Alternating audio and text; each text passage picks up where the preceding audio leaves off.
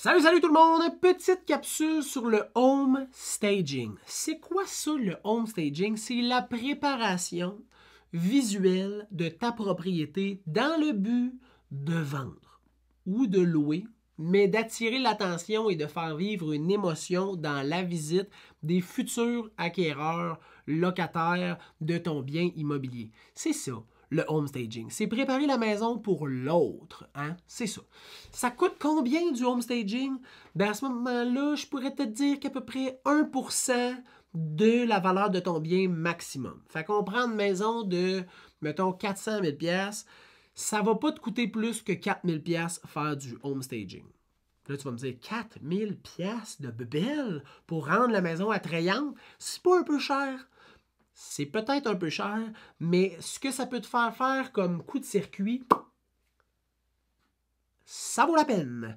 Et je te le confirme parce que je l'ai fait plusieurs fois avec et sans home staging. Puis on le voit tout de suite dans la réponse. Puis là, je vais parler pour les ventes majoritairement, mais on voit tout de suite la réponse des acheteurs potentiels quand les photos, la vidéo, les visites sont agréables, sont bien préparées. Les gens, ils me le disent, là, tu sais, là.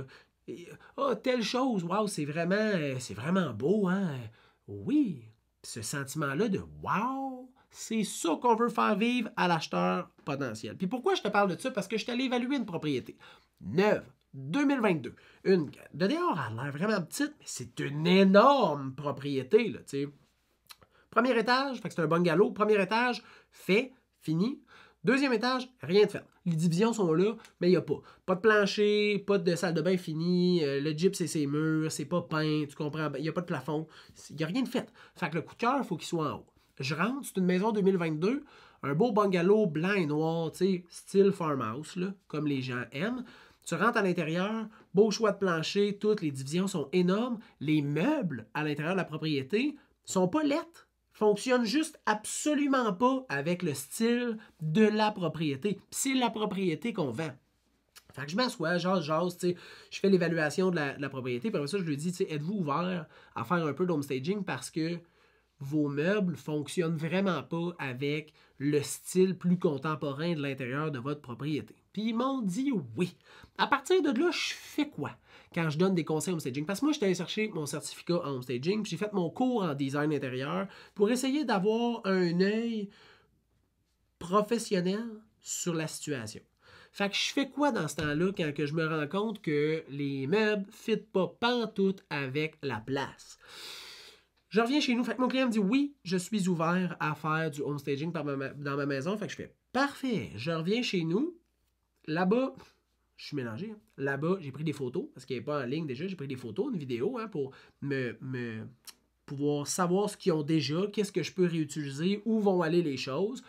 J'arrive chez nous, m'en vais chez Ikea.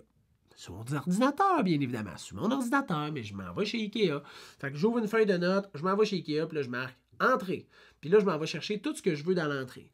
Chambre, salle de bain, salon, cuisine.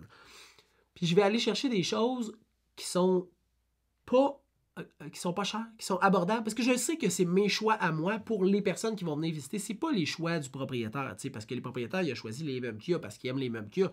Moi, je dis pas qu'ils sont lettres, je dis juste que ça marche pas avec ce qu'il veut vendre. T'sais. Fait que là, j'y fais choisir du stock qu'il aime pas nécessairement. Tu comprends bien qu'il faut que ça soit pas cher. Moins cher possible.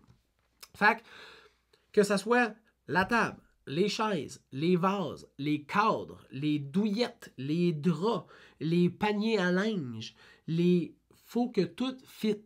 Fait que je m'en vais là, puis je marque salon, puis là, je pogne les affaires qu'il va avoir dans le salon avec les liens web. Comme ça, il y a les prix, il y a les disponibilités, il est capable de créer son panier facilement.